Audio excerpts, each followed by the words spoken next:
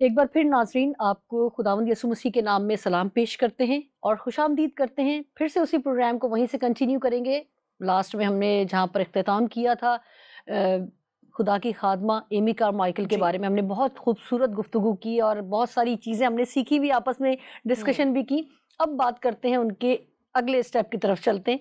बहुत कुछ हमने उसमें से सीखा और ये बहुत खूबसूरत बात हमने सीखी कि उन्होंने बहुत ही मुख्तलिफ जगहों पर खिदमत की। जी, तो वैलिड है। मैं ये समझती हूँ सिस्टर कि जब आप एक नेशन से, एक एरिया से, एक मुख्तलिफ हालात से निकलकर दूसरी जगह पर जाते हैं तो आपको बहुत चेंजिंग भी होती हैं, एडजस्टमेंट भी करना होता है। बिल्कुल। चाहे तो आप उसको ले लें अपनी अपीयरेंस के हिसाब से ले लें, चाहे आप उसको अपनी लैंग्वेज के हिसाब से ले लें। बहुत चीज़ें चेंज होती जाती हैं जब आप एरिया चेंज करते हैं।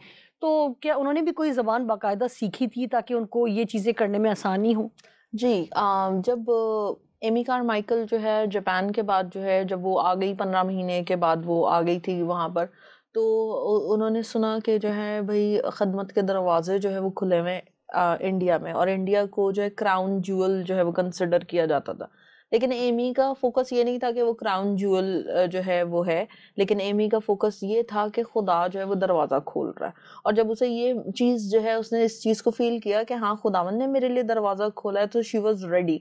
अब जाहिर है जैसे आप कह रही हैं कि जो है जगह चेंज, लोग चेंज, बिल्कुल, लैंग्वेज चेंज, कल्चर चेंज, सब कुछ चेंज। बिल्कुल। तो फिर एमी को भी बहुत सारी चीज़ें अडॉप्ट करनी पड़ी। उसने क्या किया, उसने बकायदा जो है वो तमिल ज़ुबान सीखी, वाह! और फिर उसने जो है वो वहाँ पर वो जो लोग थे वहाँ पर उनके साथ उसने टाइम स्पेंड करना स्टार्ट किया। हम किसी इदारे से तमिल लैंग्वेज जो है वो सीख भी लें, तो जब भी हम उसको इम्प्लीमेंट नहीं कर नहीं रहे हैं करेंगे, तो बिल्कुल, वो बिल्कुल। आएगी नहीं नहीं लैंग्वेज। आएगी। जैसे इंग्लिश के बहुत सारे इदारे हैं, आप सीख के भी आ जाते हैं, तो अगर आप नहीं कहीं पे बोल रहे तो आपको नहीं आएगी। बिल्कुल। तो वहां पर वो लोग कॉमन लोगों के साथ जो है वो करती थी, बातचीत करती थी। फिर ना सिर्फ लैंग्वेज उसने सीखी, उसका क्योंकि कॉम्प्लेक्शन जो है वो फेयर था, तो उसने अपने हाथ तक जो है वो कॉफी से डाई किए, वाह! और उसने बकायदा साड़ी पहनना जो है वो सीखी। क्या बात और है। कॉफी, ये आगे हम जाएंगे तो हमें पता चलेगा कि उसने क्यों जरूरत पेश आई कि वो कॉफी से हाथ जो है वो डाई करे। और मैं समझती हूँ बहुत ही मुश्किल स्टेप्स हैं कि कोई बंदा जो डेफ़िनिटली, है वो बिल्कुल। इस एतबार से जो है, साड़ी पहनना कोई आसान काम तो नहीं, नहीं, नहीं है। वाक़ई और उसको वो पहनना एक वेस्टर्न खातून के लिए साड़ी पहनना, और बहुत फिर ही ज़बरदस्त बात कॉमन है। लोगों के साथ जो है मिंगल होना और तमिल जुबान में उनसे बातचीत करना, उनसे उनको एड्रेस करना, हुँ, हुँ। तो एक प्रोसेस जो है वो एक नया प्रोसेस जो है वो एमी की जिंदगी में आया। यहाँ पर मैं समझती हूँ कि अभी जब मैंने आपने ये बात की कि अपना ज़बान छोड़ना, इलाका छोड़ना, तो मुझे खुदा के खाद बंदा जो है कलाम मुक़द्दस में मिलते हैं। हज़रत इब्राहिम की अगर बात करें तो उनके साथ भी यही था। उन्हें भी जब खुदा ने इंस्ट्रक्शन दी थी कि अपने नातेदारों से, अपने हम ज़ुबानों से, अपने एरिया से निकल के जाओ, हम्म। तो उनको भी मैं समझती हूँ बड़ी प्रॉब्लम, और मुझे लगता है कि शायद इनको भी उसी से एनकरेजमेंट मिली होगी कि मैंने भी हाँ। अगर निकलना है, छोड़ना है, तो सब कुछ ही नया होगा। और ये बड़ी खूबसूरत बात है। मैं सोच रही हूँ कि एक जो है गोरी हाँ, जिसने गोरी। साड़ी पहनी होगी, कितनी खूबसूरत लग रही होंगी पहन के। ज़रूर मैं चाहूँगी मैं बाद में उनकी इस तरह की तस्वीरें ढूँढूँ ताकि कुछ मिले, तो ज़रूर हम देखेंगे इसको भी। और यहाँ पर नाज़रीन मैं जो बात करने का मकसद है, ये तो हम हँसी में थोड़ा-सा हम्म। प्रोग्राम को रिफ्रेश कर लेते हैं अपने आप को। मकसद सिर्फ़ ये है कि आपको ढलना आना चाहिए। आपको एग्जैक्टली। हर तरह के हालात में, और मैं ये समझती हूँ कि खुदा ने ये जो खूबी है ना, वो एक औरत में ही रखी है कि हम्म। जब वो शादी से पहले अपने घर में होती है, तो बड़ी ही लाओबाली। लाउबाली, अल्हड़ सी, बड़ी फ्री माइंडेड, बड़ी ओपनली है सारी चीज़ों को करना, पहनना, रहना। मगर जब वो ससुराल जाती है, बड़ा कुछ छोड़ना बल्क पड़ता ऑफ है, बड़ा कुछ रिस्पॉन्सिबिलिटीज। लेना हाँ। पड़ता है।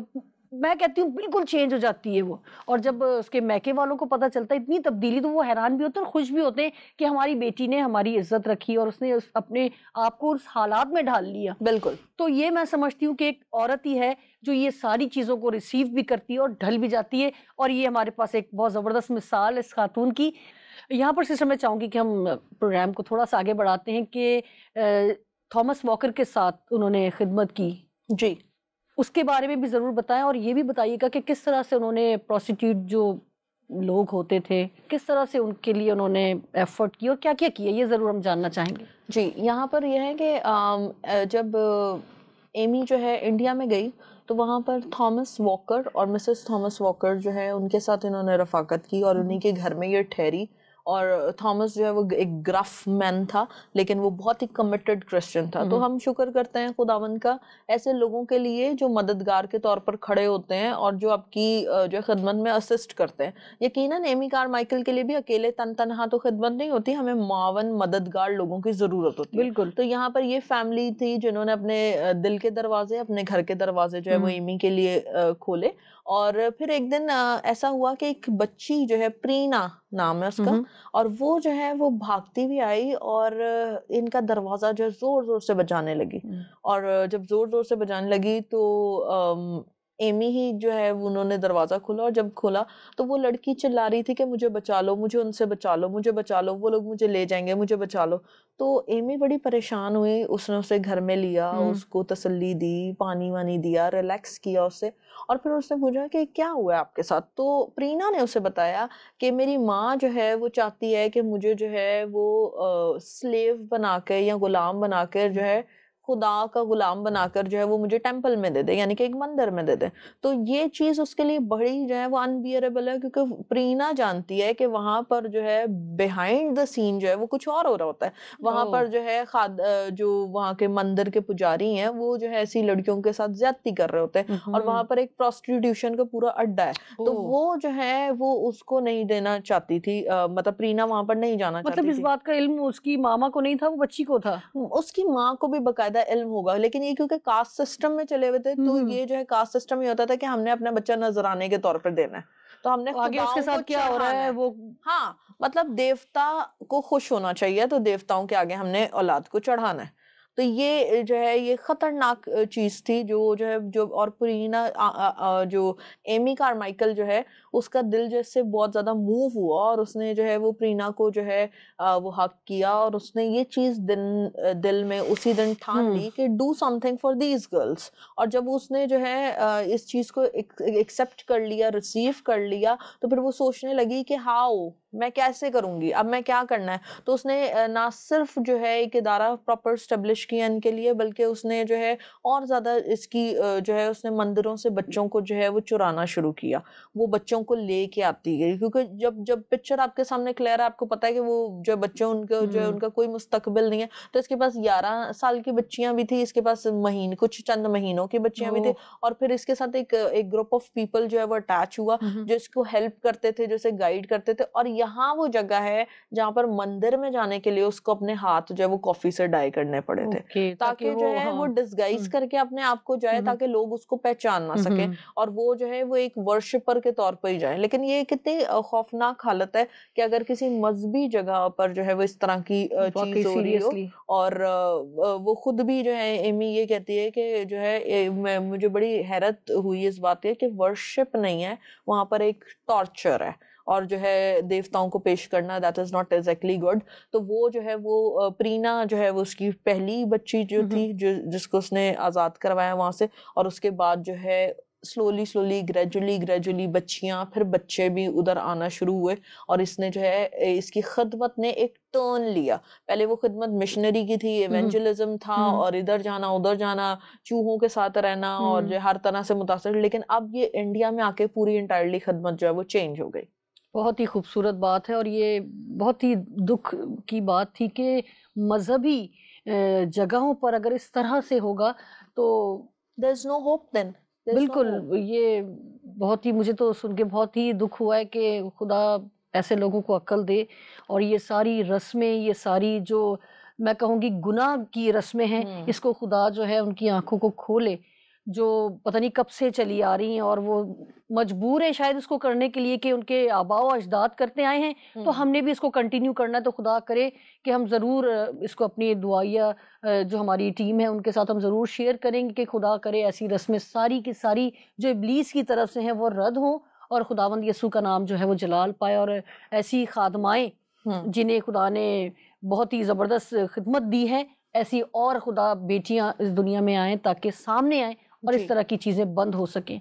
यहाँ पर सिस्टर मैं चाहूंगी, जी आप कुछ कहना हाँ, चाह रही मैं ये कहना चाहती थी यहाँ पर कि जहाँ पर दूसरे लोगों की आँखें जो है हम दुआ कर रहे हैं कि उनकी आँखें खुलें, हैं? वहाँ पर हम देखें एमी की भी आँखें खुली। याद है आपको, हमने पिछली टाइम पर ये बात की थी कि एमी जो है वो रोती थी और वो कहती थी मेरी ब्लू आइज़ क्यों नहीं है? तो जब वो मंदिर के लिए जाने लगी तो वहाँ का एक जो नॉर्मल जो वहाँ के लोग असिस्ट कर रहे थे उसने उन्होंने बोला कि मैं खुदावंद का बड़ा शुक्र करता हूँ कि आपकी आँखें भूरी हैं और नीली नहीं है। अगर आपकी आँखें नीली होती तो आप हाथ को डाई भी कर लेती ना, तो भी आप पकड़ी जाती। पकड़ी तो जाती, एमी जो है वहां पे ज़ारो कतार रोने लग गई और उसको ये चीज जो है वो रियलाइज हुई, समझने, बिल्कुल बिल्कुल। हाँ, और उसको रियलाइज हुई, उसने ये चीज एडमिट की कि खुदावन मैं तेरे मंसूबे में थी और मैं इस चीज को नहीं समझ पाई, लेकिन मैं तेरा शुक्र करती हूँ कि आज तू मुझे यहाँ पर लाया और इस्तेमाल कर रहा है। खूबसूरत बात है ये वाली, जरूर नोट करें नाजरीन। हमने जब लास्ट प्रोग्राम में बात की थी कि खामियों को खुदा के आगे रखें, और वही बात कि खुदा के मंसूबे में होना जरूरी है।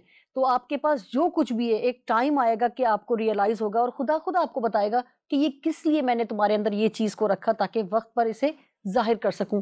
सिस्टर मैं चाहूंगी बताएं कि जैसे तकरीबन सभी जानते हैं कि इंडिया में कास्ट सिस्टम जो है ना बहुत ज्यादा है, जी। और ये भी कहा जाता है ये बड़ी कास्ट है तो उसको बड़ी इंपॉर्टेंस दी जाती है, छोटे वाले को तो समझो किसी गिनती में नहीं लेते, बल्कि छूत अछूत का सिस्टम भी बहुत बिल्कुल ज्यादा है। बिल्कुल ऐसे ही उसके है। बारे में कुछ बताएं, और उसमें एमी कार्माइकल को क्या क्या प्रॉब्लम्स फेस करनी पड़ी? एमी कारमाइकल जो है वो बेसिकली जब कास्ट सिस्टम से वो खुद भी बहुत मुतासिर हुई और उनको जो है ये चीज जो है बहुत ज्यादा अजीब लगी, क्योंकि जापान में ऐसा कुछ भी नहीं था और वहां पर लोग जो है वो कलाम को रिसीव करते थे। शॉलीज में ऐसा कुछ नहीं था, लड़कियां बेचैन होती थी कि हाँ हमने खुदावंद का कलाम सीखना है।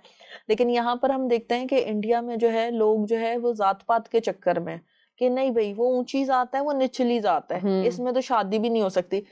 एमी ऐसे ही जो है वो एक घर में गई और उस घर में एक बच्चा था, वो बहुत ज्यादा बीमार था, आंखों का इन्फेक्शन हुआ था उसको, और उसकी आंखें बड़ी पफी थी और वो कई रातों से सोया नहीं था।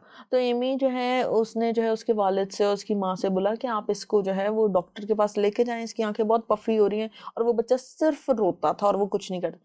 तो उसके बाप ने बोला कि हम हॉस्पिटल में नहीं लेके जा सकते क्योंकि ये हमारी जात के खिलाफ है, हमारी जात में अलाउ नहीं है कि हम जो है इस तरह से वो लेके जाए। तो ये एक बड़ी स्ट्रेंज चीज जो है वो एमी को लगी कि मतलब जात जो है वो सारी चीजें डिसाइड करेगी, और जात पे, और एक बच्चा जो है जिसको आप देख रहे हैं जो है तकलीफ में है इतनी, तकलीफ में बिल्कुल है और शायद जो है कुछ टाइम में वेस्ट ही हो जाएगा इस एतबार से, अगर इलाज नहीं होगा नहीं आंखें हुआ। जाया हो सकती हैं। लेकिन उन्होंने अपनी कास्ट सिस्टम को जो है वो बेस बनाया, तो कास्ट सिस्टम की वजह से जो है बहुत ज्यादा जो है वो प्रॉब्लम्स जो है वो फेस करने को आए। फिर अगर हम देखें कि खवातीन वगैरह जो हैं वो भी जो है वो कहते हैं कि हमारा जो रिलीजन है हमारे हस्बैंड डिसाइड करेंगे, और वो जो है वो कहते हैं कि अगर कोई ऐसा जो है रिलीजन है जिसमें कास्ट सिस्टम ही नहीं है तो हम उसको कैसे एक्सेप्ट करेंगे। तो वो ये एक बहुत बड़ी जो है रुकावट थी जो वहां पर तब्दीली लाने के लिए जो है जो फेस करनी थी, क्योंकि वो जो है सेल्फिशली जो है वो फूलों को और चढ़ावों को जो है वो चढ़ाते थे और वो इस चीज पे बिलीव करते थे कि भाई जो हमारी जात से है हम जात में ही रह के सारे काम कर सकते हैं, हम हमारी जात से हटकर हम कुछ नहीं कर सकते। तो बेसिकली जात उनका खुदा बन गई थी और ये बड़ी खतरनाक हालत है बिल्कुल कि बिल्कुल। आप अपनी जात को जो है वो इतना वैल्यू दे दें कि आप खुदा के आइन को या खुदा के कलाम को आप रद्द कर दें, और ये किसी भी तौर से जो है वो पॉजिटिव नहीं था। मतलब इतना ज्यादा उन्होंने उस चीज को लिया हुआ था कि उन्हें अपने बेटे की आईज भी नजर नहीं आ रही थी, या उसकी जिंदगी, अगर आंखें नहीं है तो कहते हैं ना आंखें नहीं है तो कुछ भी नहीं है, आप कुछ नहीं देख सकते, आपकी जिंदगी अंधेर हो जाती है, आपको कितनी प्रॉब्लम्स, आप दूसरों पर डिपेंड करने लगते हैं। तो ये बहुत खतरनाक बात है वाकई कि आप जात में रहकर अपने बच्चे का इलाज ना कराएं।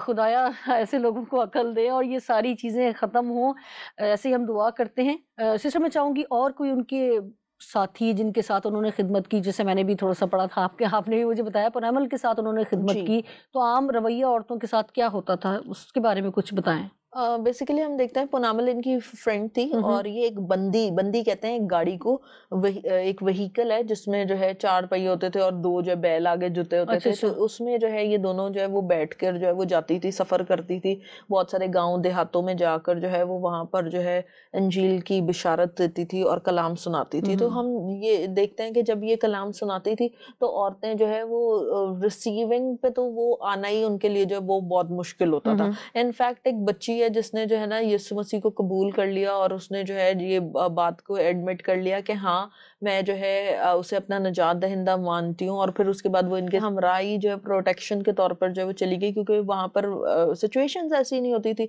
पता चल जाए तो जिंदा जला देते थे, जिंदा जला देते थे। ये इतना जो है आप समझ ले कि अभी हम जो है 2018 में है और बैक इन 1894 में क्या सर्कमस्टांसेस होंगे। यहाँ पर सिस्टर आपको माजरत चाहती हूँ रोकने के लिए, अभी बीच में एक वीडियो भी वायरल हुई थी फेसबुक पे कि पता नहीं केरला में, आई थिंक मुझे याद नहीं, मगर इंडिया का ही कोई सिटी है जहाँ पर एक लड़की जो है वो चर्च के खिदमत से या कलाम से उसने ना कहीं सुना होगा, डेफिनेटली कहीं सुना होगा, तो उसके दिल में आया कि वो चर्च जाए। तो वो चर्च गई। उसके बाद जब लोगों को पता, आपको पता बात फौरन वायरल हो जाती है, जैसे अभी हम बात कर रहे थे जात की, और कि हम उसके बाहर निकल के सोच भी नहीं सकते कि हम ऐसा कुछ करें, भले उसके लिए आपकी जान ही क्यों ना चली जाए। तो वो लड़की जो है अच्छी यंग लड़की थी, वो कहीं उसने कलाम सुना, वो चर्च गई, उसने सुना। जब वो वापस आ रही थी तो रास्ते में उस लड़की को रोककर इतना बुरा तशद्दुद उस पर किया गया, इसलिए कि वो उसने चर्च को प्रेफरेंस दी, उसने खुदा के कलाम को सुनने गई, अपनी जात से निकल के, अपने कहना चाहिए उस बाउंड्री से निकल के, कि जहां पर बहुत ज्यादा पाबंदियां होंगी कि आप ये नहीं कर सकते, आप ये नहीं खा सकते, आप वो नहीं रह सकते, या उससे बात नहीं कर सकते। उसने उन चीजों को इग्नोर किया, खुदा के कलाम को प्रेफरेंस दी, और वो गई और उसको लिटरली उसके ऊपर तेल डाल के उसको जला दिया गया उस लड़की को। बिल्कुल ऐसे ही जो ये लड़की है, जब ये यहाँ से मूव हुई और ये उनके साथ चली गई, तो वो जो स्कूल में जो तहफ़्फ़ुज़ के लिए ये था, ये स्कूल जो है वो पूरा बर्न कर दिया गया। तो ये बड़ी जो है दुख की भी बात है। और आप देखें कि जहाँ पर इतना ज़्यादा, मैं कहूँगी तारीकी की कुव्वतों ने जो है वो जहन बंद कर दिए है कि जिंदा लोगों को जला देना और जो है स्कूल्स को बर्न कर देना, और सिर्फ ये कि जो है एक हम जात से या इन चीज़ों से निकल के कोई बंदा जा क्यों रहा है। और दूसरी तरफ हम ये भी देखते हैं कि कलाम में कुदरत है, और कलाम जो है वो दिलों को बदलता है। और मैं तेरे दिल पे खटखटाता हूँ, तो खुदा ही है जो दिल को बदल सकता है। कोई भी रिलीजन हो, कोई भी कस्टम हो, कोई भी चीज क्यों ना हो, अगर खुदा ही जो है हमें वहां से आजाद ना करवाए और हम अपना आप पेश ना करें, तो हम हो भी नहीं सकते, अपने तई हम नहीं हो सकते। बिल्कुल। तो इसके लिए मैं ये समझती हूँ कि चाहे कि आप किसी भी रिलीजन से ताल्लुक़ रखते हैं, मगर खुदा ने आपको हिकमत दी है, आपको अक्ल दी है, आपको उसको समझने की ज़रूरत है। बिल्कुल ज़रूरी नहीं है कि जो आपके आबाओ अजदाद से चीज़ें चली आ रही हैं आप उसको फॉलो ही करते रहें, चाहे उसमें आप मर रहे हैं, चाहे आप उसमें तकलीफ़ों में ही जाए जा रहे हैं। तो ऐसे मैं समझती हूँ कहना चाहिए कि ऐसी रस्मों का क्या फ़ायदा जिसके लिए आपकी ज़िंदगियाँ ज़ाया हो रही हैं, आपकी जो है वो काबिलियत ज़ाया हो रही है, आपके अंदर जो खुदा ने। दूसरी बात ये मैं आपकी बात में ऐड करूंगी, ये बहुत ज़रूरी है, ये बहुत ज़रूरी है कि हर शख्स जो है वो रिसर्च करे।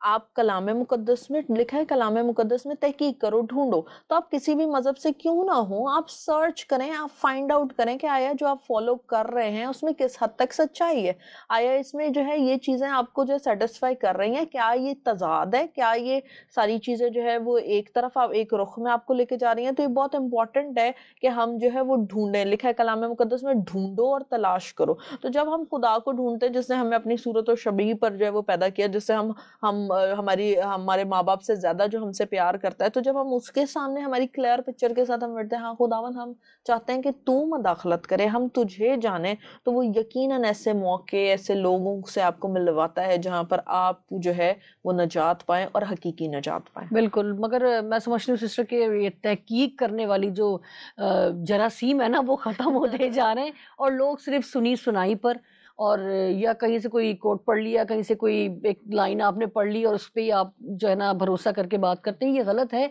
आप ज़रूर रिसर्च करें, ज़रूर तहकीक करें, चाहे आप किसी भी मज़हब से हैं, मगर आपको उसको जानने की ज़रूरत है। मैं ये समझती हूँ कि आप जिस मज़हब में पैदा हुए हैं ना, ये आपका कसूर नहीं है। ये आपके बस में नहीं था कि आप कहाँ पैदा हुए, मगर आप उसी में मर जाते हैं, तो ये आपका कसूर है, ये आपका फ़ॉल्ट है और ये आपके ऊपर ज़िम्मेदारी आयद होती है कि आप किस खुदा को मानते हैं। क्या वाक़ई वो ज़िंदा है जिसकी आप परस्तिश करते हैं, या आप किसी बुत की या किसी कब्र की पूजा करते हैं, ये आपको डिसाइड करना है। सिस्टर, मैं चाहूँगी कि आप बताएँ कि एमी कार्माइकल ने और कौन से प्रोजेक्ट पर काम किया और बच्चों के लिए क्या उन्होंने कुछ किया, इस तरह से भी कुछ? जी, एमी कार्माइकल ने जो है वो स्कूल्स बेसिकली खोले, और जैसे हम पहले बात कर चुके हैं कि उनका जो मिनिस्ट्री है वो शिफ्ट हुआ है। हुँ, मिनिस्ट्री शिफ्ट होना भी बहुत ज़रूरी है हुँ, कि हुँ, आप खुदावन आपकी मिनिस्ट्री को बढ़ाता भी है, और मिनिस्ट्री एट अ टाइम जो है वो खुदावन चेंज भी करता है। ज़रूरी नहीं है कि हम एक मिनिस्ट्री में जैसे इन हुए हैं तो हमने सारी ज़िंदगी वही करनी है। खुदा है जो उसको फलदार बनाता है हुँ, और जो है हमारे लिए मुख्तलिफ दरवाज़ों को खोलता है। हुँ, तो यहाँ पर एमी ने जो है वो स्कूल्स बाकायदा बिल्ड करवाए, फिर जो है हॉस्पिटल्स जो है वो खोले गए, और फिर एक टाइम पे जहाँ एमी जो है मिनिस्ट्री में इन्वॉल्व रहती थी, अब वो वक्त था कि जब एमी जो है बच्चों के साथ खेलती थी और बच्चों के साथ जो है, और इनफैक्ट बच्चों के बारे में लिखा है कि बच्चे जो है वो बस्ट करते थे और वो एकदम जो है वो कोई भी गीत गाने लग जाते थे, क्योंकि उनकी सिर्फ जो है फिजिकल ग्रोथ नहीं, वहाँ पे स्पिरिचुअल ग्रोथ भी थी। हुँ, हुँ। तो इस लिहाज से एमी जो है एक बेहतरीन तौर पर जो है वहाँ पर इस्तेमाल हो रही थी, और बच्चे जो है वो एमी को अम्मा कहते थे, जो एक तमिल जुबान का वर्ड है अम्मा।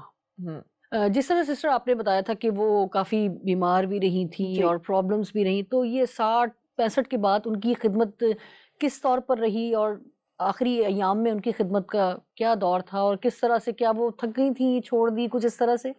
अच्छा, एमी की जो है जब मूवमेंट्स उसकी जो है वो महदूद हो गई थी, हुँ, हुँ। मिनिस्ट्री उसकी तब भी महदूद नहीं हुई थी। ये ख़ास बात है कि जिस्मानी तौर पर तो वो एक कमरे में महदूद हो गई है, बिल्कुल। लेकिन रूहानी एतबार से, खिदमत के एतबार से अभी भी एमी जो है वो महदूद नहीं हुई। खिदमत वो बिस्तर पर भी वो कंटिन्यू कर दी। 63 इयर्स में जो है वो एक बेड रिडन हो गई, और वो जो बेड से अब जो मूव नहीं कर सकती थी।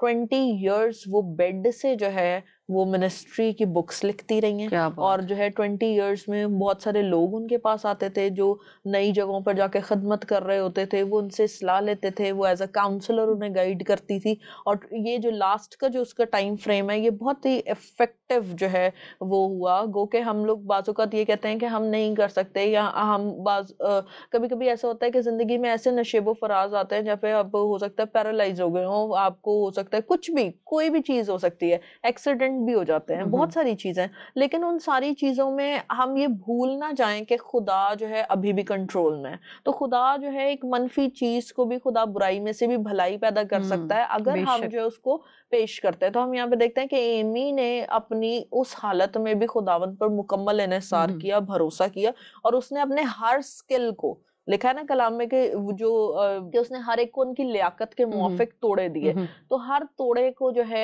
एमी आखिर तक जो है वो इस्तेमाल हुँ, करती हुँ। रही। और इससे मुझे वो रोमियो का जो है वो याद आ रहा है कि वहाँ पर लिखा है, क्या ही खुशनुमा है उनके पैर जो खुशखबरी हुँ, सुनाते हुँ। हैं। तो ये एक बहुत ही खूबसूरत बात है कि खुदा जो है हमें खिदमत के हुँ, हल्के हुँ। में ही इस्तेमाल करे, और हमारी रूह, जान, बदन, हर चीज़ जो है खुदा के खेत में इन्वेस्ट हो। बहुत ही खूबसूरत बात है। मैं चाहूँगी कि ये जो रेफ़रेंस सिस्टर ने कोट किया है, रोमियो के नाम पौलुस रसूल का ख़त, इसका रेफ़रेंस ज़रूर स्क्रीन पर दिखाया जाएगा, तो आप इसको ज़रूर डिटेल के साथ पढ़िएगा। आखिर में सिर्फ़ नाज़रीन मैं आपसे यही कहना चाहूँगी कि आपका ख़द-ओ-ख़ाल कैसा ही क्यों ना हो, आपकी ज़िंदगी किस तौर पर चल रही है, ये आप डिसाइड करें और ये आप सोचें कि क्या आप सही राह पर हैं। और इस अज़ीम ख़ातून से मैंने तो बहुत कुछ सीखा और यकीनन मैंने भी यही माइंड बनाया कि कब आप बिस्तर पर पड़ जाते हैं, कब आपकी फ़िज़िकली जो है मूवमेंट कम हो जाती है, मगर अगर खुदा की खिदमत करना है तो वो आप जिस तरह इस ख़ातून ने बहुत ही ज़बरदस्त, बहुत ही जी, खूबसूरत मिसाल कायम की कि 20 साल कै कभी हम ये सोचे ना, 40 1 वेडिंग। साल से वो बिस्तर पे रही, यार 1 साल 12 महीने बिस्तर पर है। मगर ये एक बहुत बड़ा बहुत ही लंबा पीरियड है 20 साल का, कि एक बच्ची जो है वो पैदा होके जवान हो जाती है। जी। 20 साल उस खादमा ने, और मैं ये समझती हूँ कि ये वो अय्याम है जब आप बुजुर्गी में दाखिल हो गए, हुँ। जब आपकी जो है ना वो एनर्जी नहीं है, वो आपके अंदर भाग दौड़ नहीं है, मगर इन्होंने दिखा दिया करके कि आप फिजिकली शायद ना इस काबिल हों, आप मेंटली आप काम कर सकते हैं, आप बिस्तर पे लेट के भी सब कुछ कर सकते हैं जिस तरह इन्होंने करके दिखाया। तो ये अब सोचना छोड़ दें कि हम अब इस काबिल नहीं हैं, अब हम बूढ़े हो गए, अब हम थक गए हैं, हमें ये प्रॉब्लम है, हम नहीं कर सकते। तो अगर हम ये सोचते हैं तो इस खूबसूरत खातून को याद करें, इनके बारे में पढ़ें और देखें कि किस तरह इन्होंने एक मिसाल कायम की है। यकीनन हम भी ये सब कुछ कर सकते हैं, क्योंकि ये भी इसी दुनिया में रहकर मिसाल कायम करके गई हैं, हम भी कर सकते हैं। और यकीनन मैं ये समझती हूँ कि इस प्रोग्राम से मैंने बहुत बरकत हासिल की, यकीनन नाज़रीन आपने भी ये हासिल की होगी। और देखें आपके इर्द गिर्द कोई ऐसी बेटी, कोई ऐसी माँ, ऐसी बहन जो समझते हैं कि अब हम कुछ नहीं कर सकते, ये प्रोग्राम उनको रेफ़र करें, वो भी देखें और इस खादमा के बारे में जानें, इनकरेजमेंट हासिल करें और ज़रूर अपनी लाइफ को पॉजिटिव बनाएं, खिदमत करें और अपनी ज़िंदगी को अच्छे तौर पर बसर करके जाएं, ताकि लोग आपको भी बाद में याद कर सकें। इसी उम्मीद के साथ कि जहाँ रहें खुश रहें और ख़िदमत करते रहें। खुदावंद यीशु के नाम से आप सबके लिए बरकत की दुआ करते हैं। फिर मिलते हैं अगले प्रोग्राम में किसी नए टॉपिक के साथ। इजाज़त दीजिए। खुदा हाफिज़।